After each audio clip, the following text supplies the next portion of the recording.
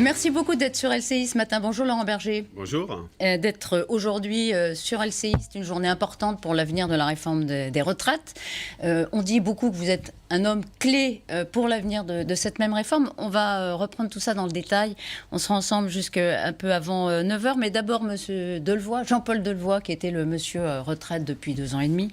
Il a jeté l'éponge hier. Est-ce que ça complique la donne pour vous, leader syndicaliste, patron de la CFDT? Quand celui qui a préparé le dossier et qui a discuté, qui a échangé part, qui a une équipe qui connaissait bien le sujet part, évidemment, ça complique la donne. Après, je ne crois pas qu'il y avait d'autres issues possibles. Avec les faits tels qu'ils étaient évoqués, je n'ai pas la connaissance des dossiers, je ne tiens pas à les avoir, mais enfin, il y avait un problème et du coup, il n'y avait pas d'autre issue, sans doute. Mais oui, ça complique la donne à partir du moment où, maintenant, quel est l'interlocuteur, on ne le sait plus trop. Et alors, quel profil d'ailleurs faudrait-il Vous savez, moi, les castings, j'ai toujours été mauvais. Pour sa successeur d'ailleurs. Il faut quelqu'un qui connaisse le sujet et quelqu'un qui ait envie de discuter et de dialoguer et qui comprenne qu'il y a un plomb, un sujet qui plombe la réforme qui est l'âge d'équilibre. Et si quelqu'un arrive quelqu'un qui partage vos convictions, ça c'est autre chose. Ah oui, ça serait pas mal, mais en même temps, c'est pas obligé. Enfin oui, évidemment, quelqu'un qui partage au moins l'idée qu'il y a possibilité de faire une réforme juste. Mais pour ça, il y a des conditions, c'est supprimer l'âge d'équilibre et c'est améliorer les dispositifs de pénibilité, de retraite progressive et de minimum contributif. On va y venir. Mais donc, au minimum, quelqu'un qui connaît très très bien le sujet, aussi bien que lui, ça va être compliqué, mais très bien la réforme, et qui soit évidemment bon dans le dialogue social pour continuer à entretenir ce dialogue avec vous. Oui, évidemment, mais après, vous savez, c'est le gouvernement, enfin c'est le Premier ministre et le Président qui vont choisir. Nous, on fera avec la personne qui sera en face. De toute façon, vous lui avez parlé. Franchement, c'est pas une préoccupation immédiate pour nous. La préoccupation, c'est le fond du sujet. Après, les acteurs, c'est autre chose. C'est pas urgent, donc. Si, c'est urgent. Mais c'est pas une préoccupation de nous. Moi, vous savez, comme responsable syndical, j'aime les sujets sur lesquels j'essaye de peser, où la CFDT essaye de peser. Là, on n'aura pas de poids dans la nomination, et c'est normal, dans la nomination d'un haut commissaire, donc on perd pas d'énergie pour rien. Vous lui avez parlé ces dernières heures à Jean-Paul Delevoye? Il m'a appelé hier, après avoir fait part de sa démission. Ça a été extrêmement court, mais il n'y avait pas de sujet sur le fond. C'était juste pour dire, voilà, j'ai démissionné, dont acte. D'accord. Vous le regrettez? Non, mais là, sur le sujet des retraites, on a eu des discussions avec lui qui ont été approfondies. Il connaissait le sujet et effectivement, moi, je ne participerai pas à la Lali. Ceci étant, sur les faits reprochés, j'ai pour le moins été abasourdi et pour le moins il y a une erreur et c'est pas à moi de continuer à qualifier ces faits-là, mais de toute façon il n'y avait pas d'autre issue et c'était évident qu'il y avait une démission à la clé. Et c'est vrai que ça témoigne, il l'a reconnu d'ailleurs, d'une négligence, certains diront d'une forme d'amateurisme.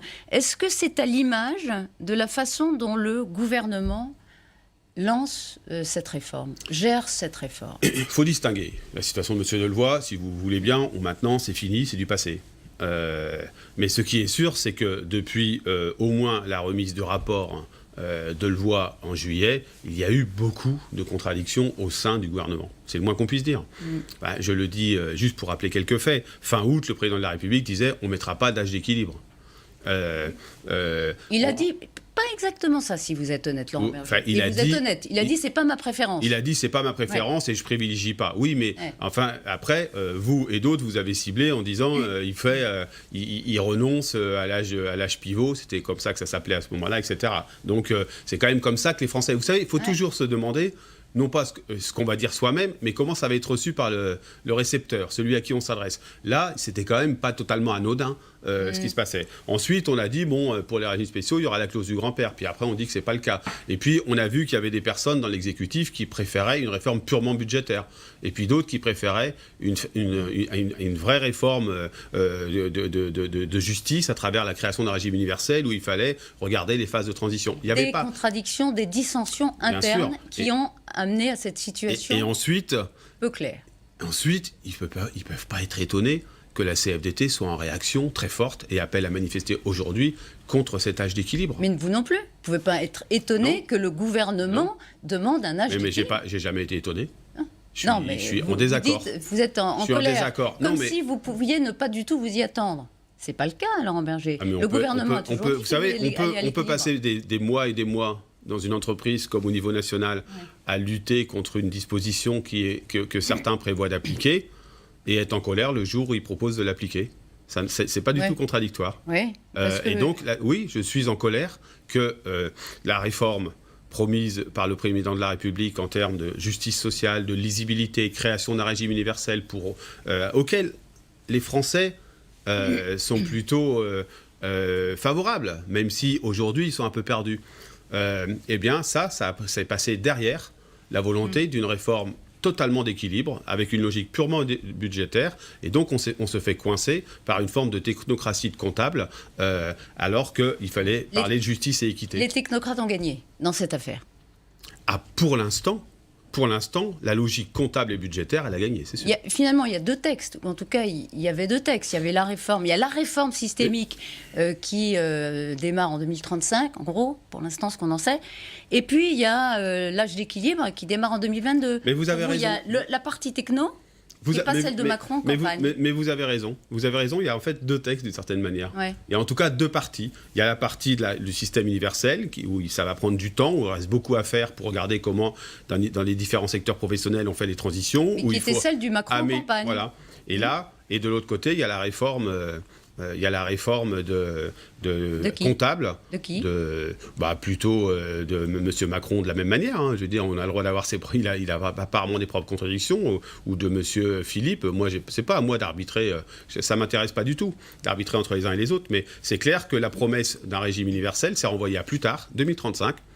La réforme comptable qui demande aux travailleurs de travailler beaucoup plus longtemps, elle est dès 2022. C'est ça, la réalité. Alors qu'eux-mêmes avaient compris, ces mêmes travailleurs, que ceux qui étaient à 5 ans de la retraite ne seraient pas concernés par cette réforme. Eh bien, ce n'est pas le cas. Ils ne sont pas concernés, c'est vrai, par la réforme systémique de qualité qu'on souhaitait, mais ils sont concernés par la réforme paramétrique qui leur demande de travailler plus longtemps. Donc là, il y a, il y avait un peu de tromperie sur la marchandise par rapport à ce qui avait été vendu. Ah c'est clair que ce n'est pas la promesse qui a été faite. Ouais.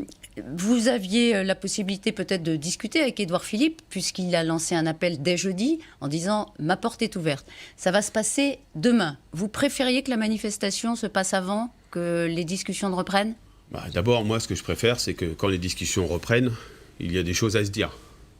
Soyons clairs. C'est-à-dire que ça veut dire qu'il faut que le gouvernement intègre que les propositions, les revendications de la CFDT aujourd'hui, elles sont très simples. Il faut renoncer à l'âge d'équilibre et confier à la gouvernance du système cet équilibre à court, moyen et long terme. La deuxième partie, elle est acquise. Non, la deuxième partie... Vous aurez la gouvernance du système. Non, mais en ayant les mains comme ça sur le volant... Le revolver sur la tempe, comme on dit de façon un peu violente. Ça, c'est plus violent. Donc, moi, je ne dis pas le revolver sur la tempe, je n'ai jamais dit ça, mais en tout cas, un peu avec les contraints. Parce qu'on nous dit, si vous ne vous mettez pas d'accord, de toute façon, il y aura l'âge d'équilibre. Non, ça ne marche pas, ça. On nous a déjà fait le coup avec l'assurance chômage. Hein. Et puis, ça, c'est la première revendication. C'est un point extrêmement fort pour nous. La deuxième revendication, c'est sur la réforme systémique, c'est-à-dire la création du régime universel. On veut améliorer les dispositifs de pénibilité. Oui, mais c'est important. Non, mais on va y venir parce que c'est important, justement. Mais je vous ai posé une autre question. Vous préfériez que la manifestation unitaire, assez historique quand même, se passe avant que le dialogue ne reprenne. Non, ça vous paraissait être le bon ordre. Il ne s'est pas interrompu, le dialogue. Les équipes, il y a toujours possibilité de se discuter, il y a toujours de se contacter. Mais la mobilisation aujourd'hui, elle est extrêmement importante, oui. Parce que la CFDT, les salariés, et notamment les salariés du privé ou les salariés proches de la retraite, eh bien, ils ont pris conscience avec les annonces du Premier ministre qu'ils allaient être impactés très, très, très vite. Vous savez, j'ai deux exemples, si vous me permettez de les donner. Des exemples réels. Hein. Une personne qui elle travaille à la Poste, qui a été embauchée à 20 ans. Une femme qui pouvait partir à 62 ans et demi en 2025. Aujourd'hui, elle sera obligée de travailler 18 mois de plus. 18 mois de plus. Sinon, elle aura durablement, pour toute sa pension, jusqu'à la fin de sa vie, une décote, un malus, avec une pension beaucoup plus faible. C'est ça la réalité. Et c'est la réalité de tous ceux qui vont partir entre 2022 et 2025, et même évidemment après. Si le gouvernement vous dit ce malus, ce bonus, c'est vous, la gouvernance, donc les partenaires sociaux qui pourront en fixer le montant. Et vous pourriez décider que le malus, il est très faible en fait. Je dis n'importe quoi, mais 1%. Et non, bonus, mais je vais vous dire. La porte de sortie, c'est que le gouvernement dise, écoutez, on veut discuter de l'équilibre à court, moyen et long terme. Une fois que la loi est votée, on installe la gouvernance et on confie à cette gouvernance les modalités pour maintenir l'équilibre. Parce que la seule voie, c'est pas forcément de faire travailler les gens plus longtemps. En tout cas, sûrement pas ceux qui ont commencé à travailler jeunes et qui ont tout leur trimestre requis pour partir à l'âge légal à la retraite qui est à 62 ans. Vous avez dit hier dans un tweet, vous avez écrit « Un âge pivot identique pour tous n'est pas concevable ». Ça veut dire quoi? Qu'un âge pivot pour certains est concevable? Ça veut dire que tout le monde a son âge d'équilibre. Vous savez à quel moment, enfin vous le savez peut-être pas, mais à un moment, quand vous vous rapprocherez de la retraite, vous le saurez, à quel âge vous avez le taux plein. C'est la réalité aujourd'hui. On n'a pas tous le même... On n'arrive pas tous au même taux plein. C'est quoi l'âge d'équilibre pour que les gens qui nous écoutent comprennent bien? C'est le moment... On est passé d'âge pivot à âge d'équilibre d'ailleurs, un petit glissement sémantique. C'est en gros, là, la question c'est de savoir quand est-ce que tout le monde a rempli son contrat à l'égard des générations, de la collectivité, a travaillé le nombre de la durée de travail nécessaire sur une carrière. Là, cette tâche d'équilibre proposée par le gouvernement, il va toucher des gens qui ont fait leur part de contrat. Parce qu'ils ont besoin d'économie, parce que le système doit être à l'équilibre. Et alors, on demande à des gens qui ont commencé à travailler. Vous êtes d'accord avec ça? Ah, mais moi, je suis pour. Mais on l'a toujours prouvé. Bon. Alors, si on exonère les personnes... Et vous êtes d'accord, Madame Martichoux, pour que des gens qui ont commencé à 18 ans, qui à 62 ans arrivent à l'âge normal, à l'âge légal de retraite, ont cotisé tout leur trimestre, on leur dit, vous faites un an de plus? La seule solution pour ménager ces personnes-là... Moi, je ne suis pas d'accord parce que c'est injuste. La seule solution pour exonérer ces personnes-là en particulier, effectivement, qui peuvent être impactées et de façon assez importante, c'est d'éliminer, de supprimer l'âge pivot. Il n'y a pas une voie médiane qui permettrait de conserver un âge pivot. Non, il n'y a pas de voie. En tout cas, il n'y a pas de voie médiane qui nous contraint, qui nous donnerait. Il n'y a pas de voie médiane qui nous donnerait l'idée que il faut conserver cette mauvaise idée de départ. Parce qu'il y a déjà des gens qui en sont exonérés. Les carrières longues. Oui, mais les personnes en situation de handicap. Mais vous ne me laissez pas finir. Les carrières longues, ils cotisent souvent 44 ans. On est d'accord?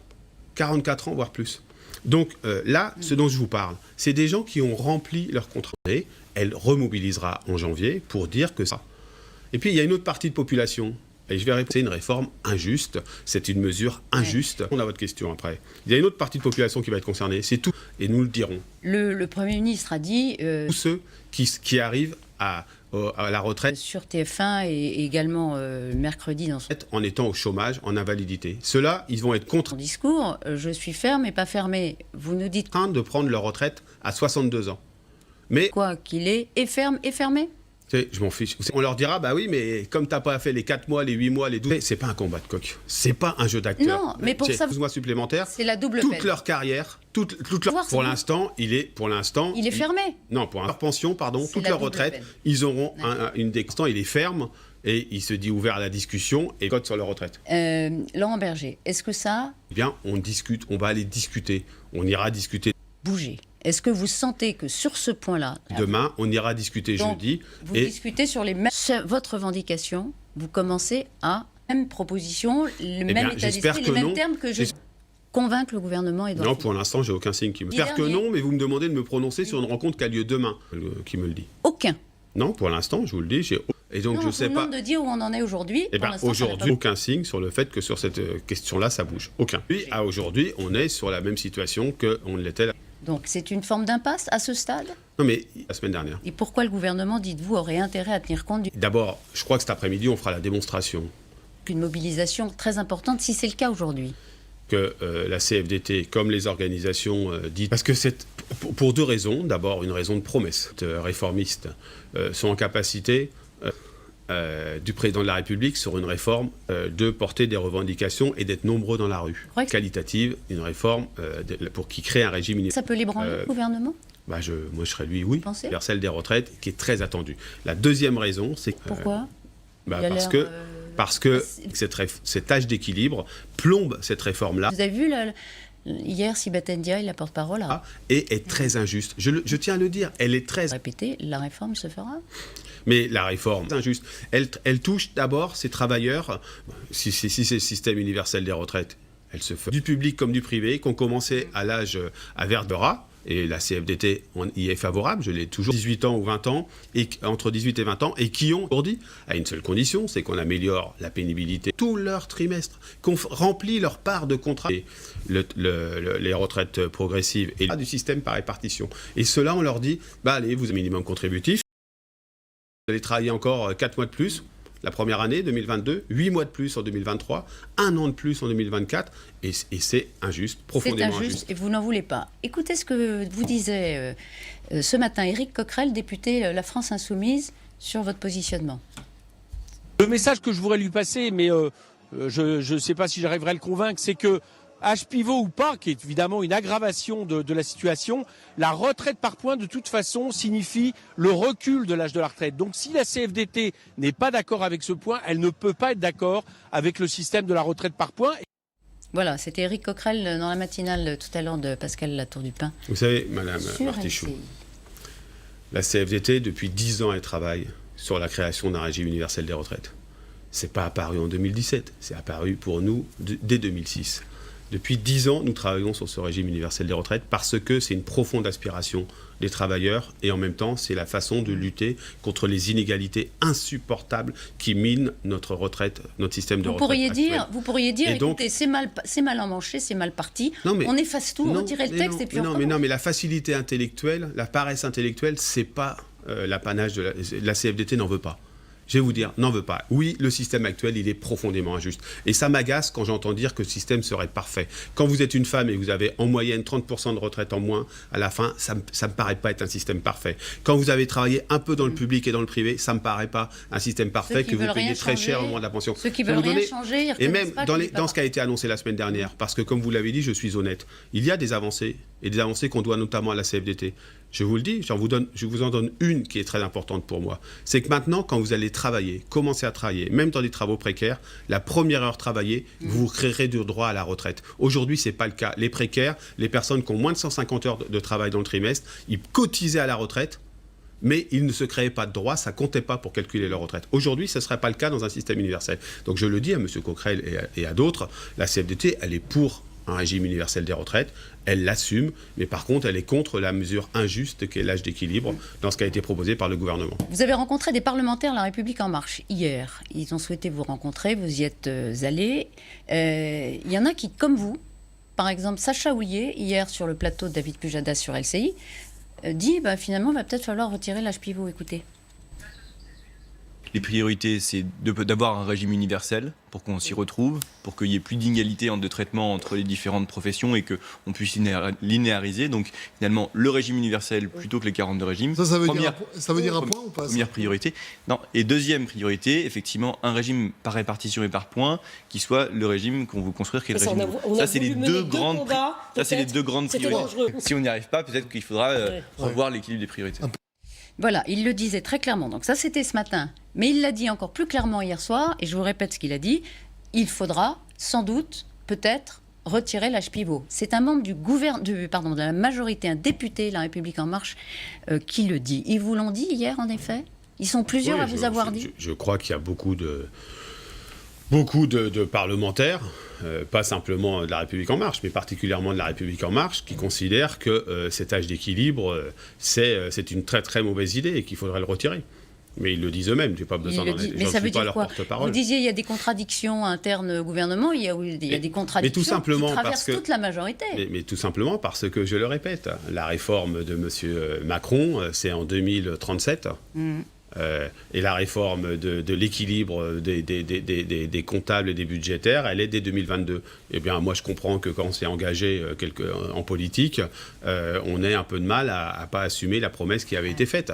Et donc, oui, je crois qu'il y a beaucoup de troubles, mais chez beaucoup de gens, sur cette ambiguïté. J'espère qu'il demandera à ses conducteurs de train, enfin en tout cas à tous les militants CFDT, de ne pas faire grève pendant Noël. On verra. Je n'ai pas entendu ce type d'appel aujourd'hui. Vous avez dit, Laurent Berger, il faut une trêve à Noël. Ça a été très clair. Il écoute mal. Est-ce que vous le dites très clairement aux conducteurs CFDT de la SNCF. D'abord, je voudrais dire que M. Woerth, il n'écoute pas ce qui se dit, parce que sinon, il n'aurait pas dit ça. Donc, vous savez, moi, je vais y répondre à votre question, hein, mais je trouve super agaçant qu'en fait, les gens qui sont des acteurs politiques, syndicaux, fassent du commentaire de ce qu'a dit un tel et un tel. Moi, j'en fais pas, je suis sur le fond. J'essaie de parler des gens, des travailleurs, de ce qu'ils vivent, de ce qu'ils subissent, de ce à quoi ils aspirent, et j'essaie de travailler sur le fond. Donc j'en ai un peu assez de ces gens de toutes parties qui disent, il y a qu'à, faut qu'on... allez-y, faites. C'est un élu qui a fait une réforme des retraites et qui estime qu'elle était exemplaire. Oui, il l'estime, enfin, c'était pas... Bon, vous avez dit trêve à Noël, est-ce que vous dites elle clairement... était très injuste aussi. Est-ce que vous dites clairement aux conducteurs CFDT de la SNCF? Je l'ai dit, je souhaite une trêve, vous me laissez aller au bout, hein. Je souhaite une trêve à Noël, pour 2 raisons. La première raison, c'est que je crois que tout le monde va aspirer à cette période de l'année à se retrouver dans les conditions qu'on a choisies, avec sa famille, ses amis, et que les gens doivent pouvoir circuler librement.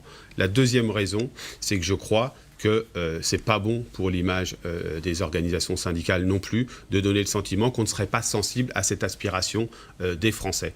Et donc je l'ai dit à mes camarades cheminots de la CFDT, très clairement. D'abord, quand je le dis publiquement, ils l'entendent, et ensuite on a des échanges évidemment. Mais je vais vous dire une chose, ils se sentent blessés. Ils se sentent très blessés. Très blessés de 2 choses. D'abord, depuis 2018, on leur a fait croire que cette boîte ne fonctionnait pas, ce qui n'est pas vrai, et qu'ils étaient finalement que des privilégiés. Que des privilégiés, que des gens qui profiteraient, etc. Ce qui n'est évidemment pas le cas. Je vous rappelle que 70 000 cheminots, à un moment donné, dans la nuit, ou tôt le matin, ou tard le soir, travaillent, et qu'ils ont souvent des rémunérations pas si élevées que certains veulent bien le faire croire. Et donc, ils se sentent blessés. Mais je crois que faire une trêve à Noël, la trêve, ça veut dire que si il n'y a rien qui a bougé au début janvier, il peut y avoir de nouvelles actions et de nouvelles mobilisations. Et je peux vous assurer que la CFDT, si le gouvernement ne bouge pas, en janvier, sera très mobilisée. Mais je crois qu'il faut... Très mobilisée dans le privé, très mobilisée dans les entreprises concernées. Mais je peux vous assurer que si sur l'âge d'équilibre, il n'y a pas de bouger, de recul, la CFDT reviendra plus déterminée que jamais en janvier. Mais pouvez nous assurer qu'il y aura des trains à Noël ? Après l'appel que vous lancez aux conducteurs CFDT ? Je le souhaite, mais c'est... vous savez, la CFDT, c'est ni une secte, ni une armée. Donc vous n'êtes pas sûr d'être suivi ? La CFDT, c'est ni une secte, ni une armée, où les gens font exactement quand même, ce vous que êtes le vous boss, souhaitez. vous êtes le patron. Je le souhaite, si je vais vous dire, je le souhaite. Mais je vais vous dire, je le souhaite, mais normalement, c'est dans... Vous savez... Donc vous n'êtes pas sûr. Vous le souhaitez, mais vous n'êtes pas sûr. Bien sûr, j'en suis pas sûr, vous n'êtes pas sûr malheureusement, que ça ait de mais l'effet sur les conducteurs CFDT ? Non, évidemment, mais je le souhaite. Je le souhaite, et pour les 2 raisons que je vous ai évoquées. Est-ce que la base est très remontée, Laurent Berger ? Parce que je vous ai dit, ils sont blessés. Ils sont blessés, on a le sentiment qu'on veut les mettre à terre, pour reprendre une expression d'un d'eux que j'ai contacté hier. Et donc, je crois qu'il faut redonner de la confiance. C'est à la fois le secrétaire d'État au transport qui doit le faire. Monsieur Djebari. Voilà. Et c'est à la fois aussi la direction de la SNCF qui doit avoir la possibilité, laissée par le gouvernement, de leur proposer des transitions et des voies de sortie. Et donc, il y a aussi une responsabilité du gouvernement dans ce qui est en train de se passer. Il ne faut pas se raconter d'histoire. Et donc, moi, en ce moment, j'essaye d'œuvrer pour que, effectivement, ce soit une réalité. Mais je ne peux pas avoir un langage plus clair. Et quand j'entends M. Woerth dire « j'ai pas entendu ce qu'il a dit », je suis désolé, ce que je viens de vous dire n'est pas vraiment ambigu. Si demain, le gouvernement, surprise, retire l'âge pivot de la loi. Il recherche des solutions d'équilibre, mais il retire le texte. Bon. Et par ailleurs, il répond à vos revendications sur la pénibilité. Qu'est-ce qui se passe ? La CFDT le dira. Elle signera. Mais il n'y a rien à signer, c'est une loi. Elle dira, cette réforme, on la valide. La CFDT dira, sur la pénibilité, sur le minimum contributif, vous avez compris, et les retraites progressives. Si la pénibilité... c'est très important pour les gens, les travailleurs du bâtiment, de l'agroalimentaire, les travailleurs du public, notamment dans les hôpitaux, etc. Et là, aujourd'hui, les ouvertures sont trop faibles sur la pénibilité. Mais si demain, on fait de la politique fiction, j'aime pas tellement ça, mais demain, le gouvernement dit on ne fait pas d'âge d'équilibre. La question de l'équilibre du système, elle sera renvoyée à la gouvernance. Et vous devrez faire des propositions pour tel ou tel moment. Et qui dit on réintègre les critères de pénibilité qui avait été enlevé en 2018. On augmente un peu plus le minimum contributif, on a des systèmes de retraite progressive et on contraint un peu plus les employeurs à l'emploi des seniors. Parce que c'est un vrai sujet dont on ne parle pas assez. Eh bien, la CFDT, elle dira que les voies d'une réforme plus juste et juste sont ouvertes. Et la grève s'arrête ? J'espère, oui. La grève s'arrête ? Pour la SNCF, il y aura. Là, je vous parle de la Confédération. Oui, oui. Non, et mais pour la SNCF, on dit je vous ai dit clé, avant. Laurent Berger. Non, mais, Donc, Madame Martichoux, arrêtez de m'assigner un rôle sans m'avoir demandé si je l'assume. Moi, je suis l'homme clé de rien du tout. Je suis un syndicaliste. Et ce que je vous dis, c'est que pour que cette réforme soit acceptable, il faut mettre ça et ça sur la table. Et ce que je vous dis, c'est qu'il y a un problème spécifique à la SNCF. Pour différentes raisons, notamment la façon dont s'est gérée la fameuse réforme de 2018, et qu'il faut leur donner des assurances. Et que si tout ça est réuni, évidemment, les choses s'apaiseront. Mais pour l'instant, avouez qu'on fait un peu de fiction. Voilà. Et est-ce que ce matin, vous êtes optimiste? Parce que les gens vous écoutent, Laurent Berger, ils se demandent ce qui va se passer dans les jours qui viennent. Je n'ai pas le choix d'être optimiste ou pessimiste. Vous avez l'air un peu fatigué, un peu là plutôt que fatigué. Mais je suis un peu fatigué. Pourquoi? Comme tout le monde de tout ça. D'abord parce que je trouve qu'on avait suffisamment prévenu pour qu'on puisse s'éviter ce qui est en train de se vivre. Je vous rappelle que les cheminots CFDT, pour reprendre cet exemple-là, ils n'étaient pas dans la grève le 5. Ils ne voulaient pas aller dans la grève le 5 au départ si on leur avait donné des assurances et que c'était pas loin d'avoir des assurances. Mais on a préféré jouer l'affrontement. Le gouvernement a préféré jouer l'affrontement. Je vous rappelle que sur l'âge d'équilibre... Ça vous fatigue. Oui, parce que l'affrontement, c'est stérile si c'est pas pour faire émerger des compromis et des idées intelligentes. Et donc, je crois que le gouvernement, là, il doit prendre conscience que oui, on en a assez de ces logiques d'affrontement, que la CFDT, elle n'est pas dans une logique d'affrontement, elle est dans une logique de construction. Mais pour être entendu, pour être dans une logique de construction, il faut qu'en face, on ait des interlocuteurs qui écoutent. Et donc, il leur reste 2 jours pour écouter. Le gouvernement dit, mais la CFDT, elle est très gourmande. Elle demande tout, alors que déjà, on a cédé sur un certain nombre de points. Mais ils n'ont rien cédé. Ils ont mis en œuvre une réforme universelle qui était annoncée par le président de la République dans son programme. Et que, évidemment, la CFDT, elle a poussé sur un certain nombre de dispositions où elle a obtenu des avancées, tant mieux. Mais arrêtons de considérer que mettre en œuvre certaines dispositions de justice sociale, ce serait céder. C'est juste comprendre que dans notre pays, si on ne met pas un peu plus de justice sociale, on va vers des tensions très très fortes. Si ce combat échouait, Laurent Berger, alors, si vous échouiez à convaincre le gouvernement, ce sera pour vous cruel? Non, mais moi, je ne me situe pas dans une perspective où on échouerait à faire comprendre au gouvernement que c'est... Vous y croyez encore, donc? Bah oui, sinon, vous savez, ça fait longtemps que je serais là où j'aime bien aller, me réfugier pour être tranquille. Oui. Donc, bien sûr que j'y crois. Et d'ailleurs, cet après-midi, je crois que pour que se persuader d'y croire, il faudra aller voir les couleurs oranges dans la rue avec les militants CFDT. Et donc, oui, on continue d'y croire. Et tant que la discussion est ouverte, on continuera d'y croire. Alors, je vais vous poser une question, je vous demande d'être sincère, parce que vous l'êtes en général. Est-ce que vous avez déjà, récemment, été tenté de jeter l'éponge? Je veux dire, bon, vraiment, ce gouvernement, c'est compliqué. Non, jeter l'éponge, jamais. Vous savez, quand on a des convictions très fortes, qu'on porte des valeurs, qu'on porte des ambitions, qu'on a une certaine conception de la justice sociale et des relations sociales dans notre pays, on se bat. On se bat, il y a des moments où, franchement, on en a un peu assez. Votre état d'esprit, c'est quoi, en fait? Combatif et... un peu désabusé, non, combatif. Pas découragé? Non, pas découragé. Combatif et ouvert à trouver les portes de sortie. Mais pour ça, il faudra vraiment qu'on nous écoute, que le gouvernement nous écoute. Demain. C'est une journée importante, aujourd'hui et demain. Aujourd'hui, demain, jeudi.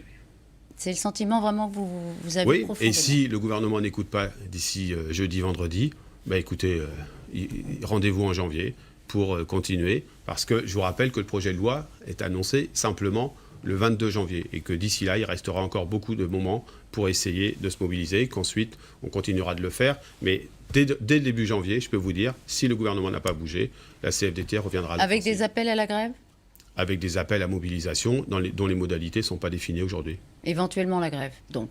On verra, on lancera début janvier. Mais vous savez, il ne faut jamais annoncer avant la fin de la première mi-temps. C'est à la fin de la foire rencontre les bouses. Et donc, rendez-vous vendredi soir. Merci beaucoup, Laurent Berger, d'avoir été ce matin. Vous allez manifester à Paris.